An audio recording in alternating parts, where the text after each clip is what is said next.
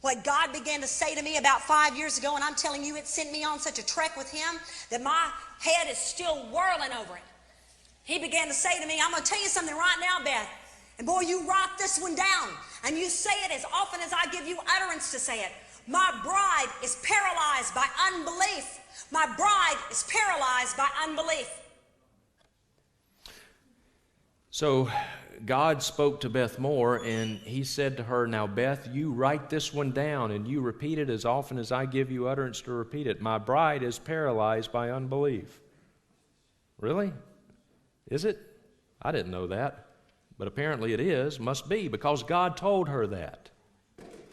So this is new information. I didn't know the bride of Christ was paralyzed by unbelief, but apparently it is. Because God spoke to Beth Moore and He told her to write it down. Well, then that should be just as authoritative as John 3:16, as Romans 10:9 and 10, any verse in the Bible.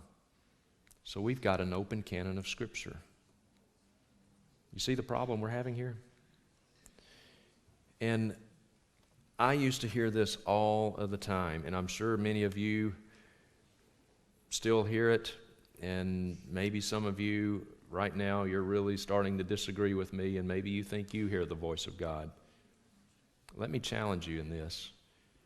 If God is speaking outside of Scripture in a direct, quotable sense, when people say things like, God spoke to me and He said, quote, da-da-da-da-da, then you've entered some very deep waters. Very deep waters. Because whatever God says to you should be just as authoritative as any verse in this book. God cannot speak less authoritatively on one occasion than He does on another. Friends, if God is speaking, God is speaking. God cannot speak in the Bible and really, really, really mean it. But when He speaks to us today outside of the Bible, He still means it, but He doesn't mean it quite as much as He meant it here. How does that work? He just sort of means it? You see the problem we're having? God cannot speak less authoritatively on one occasion than He does on another. And so all these people running around today saying, God spoke to me, let me tell you what He has to say.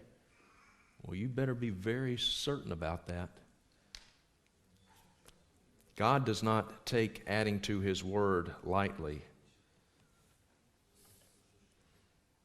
Let's look at some of this. Deuteronomy chapter 4, verse 2, God says, you shall not add to the word which I command you, nor take anything from it. We are not to add to or take away from anything that God has said. God takes this very seriously. Proverbs chapter 30, add not unto His words, lest He rebuke you, and you be found a liar. Do not add to His words. Revelation 22, Jesus speaking, for I testify unto every man that heareth the words of the prophecy of this book, if any man shall add unto these things, God shall add unto him the plagues that are written in this book. If any man shall take away from the words of the book of this prophecy, God shall take away his part of the book of life. Dear friends, we cannot add to nor take away a single word that God has said. God takes this very, very seriously.